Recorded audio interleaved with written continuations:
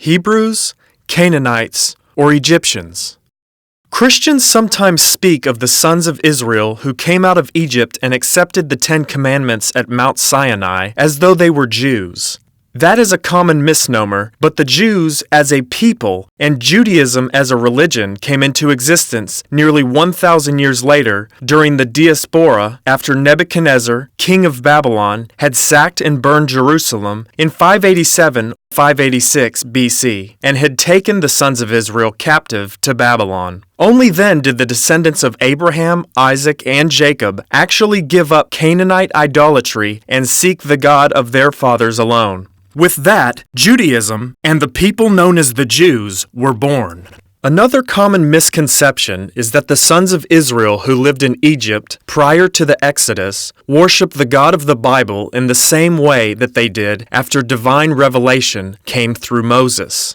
That is a misconception only because prior to the giving of the law at Sinai, these people had no definitive knowledge of the God who is. Although it has not been fully appreciated by scholars, God's revelation of himself to the patriarchs was not for the purpose of establishing a religion. It was to give them the promise of a future inheritance. He explains that to Moses this way. Exodus 6:2-3. God spoke further to Moses and said to him, I am the Lord, and I appeared to Abraham, Isaac, and Jacob as God Almighty, but by my name, Lord, I did not make myself known to them. So what did the sons of Israel, whom God delivered from Egypt under Moses, actually believe?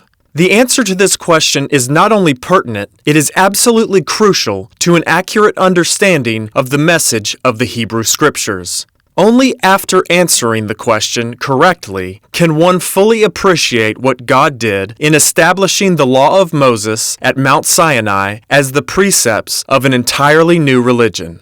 Scholars have customarily used the names that ancient people gave their children to determine what gods they worship, since the ancients often gave their children theophoric names containing the name of their favorite god.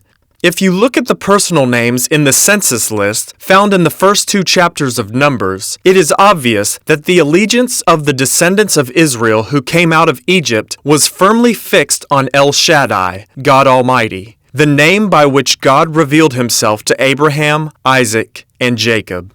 Nearly 70% of the names in that census list contain either El or Shaddai as a prefix or suffix.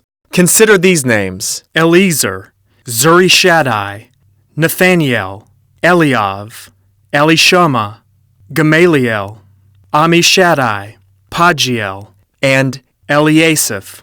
It is fairly certain from those names that these people worshipped El Shaddai, the God who had appeared so briefly to their ancestors 400 years earlier. But what did they actually know about him? Little, if anything, in actual fact.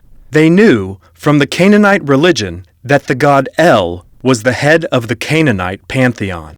They also knew that Jerusalem was the principal city where the Canaanite god El had been worshipped by the Jebusites in Abraham's day.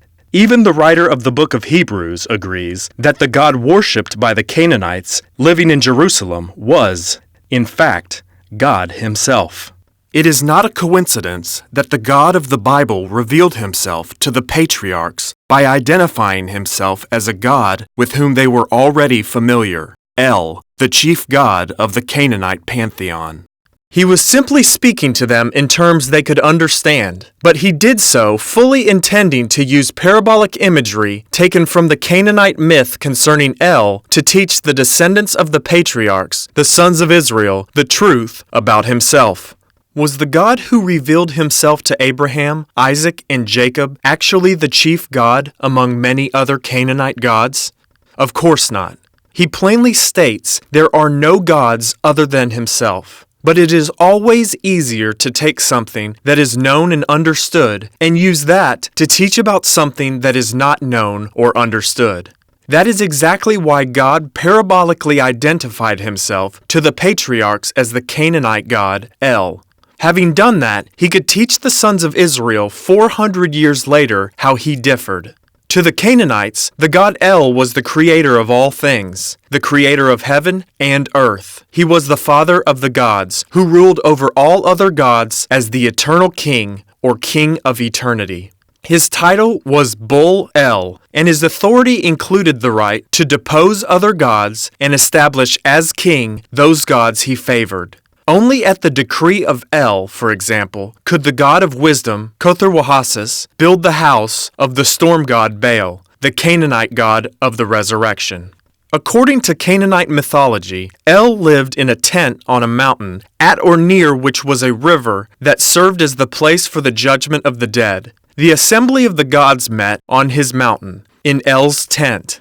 There they discussed matters relevant to his reign as king.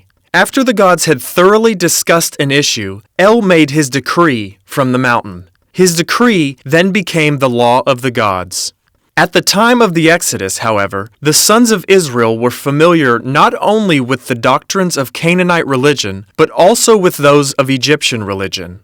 For over 400 years, they had lived in Goshen, an area in the northeastern Nile Delta where the culture and religions of both Canaan and Egypt were in constant flux. The gods of both Canaan and Egypt were worshipped there. Although they had continued to worship the Canaanite god El Shaddai as their personal god for over 400 years, the sons of Israel who came out of Egypt were all too familiar with the gods and goddesses of the Egyptian religion.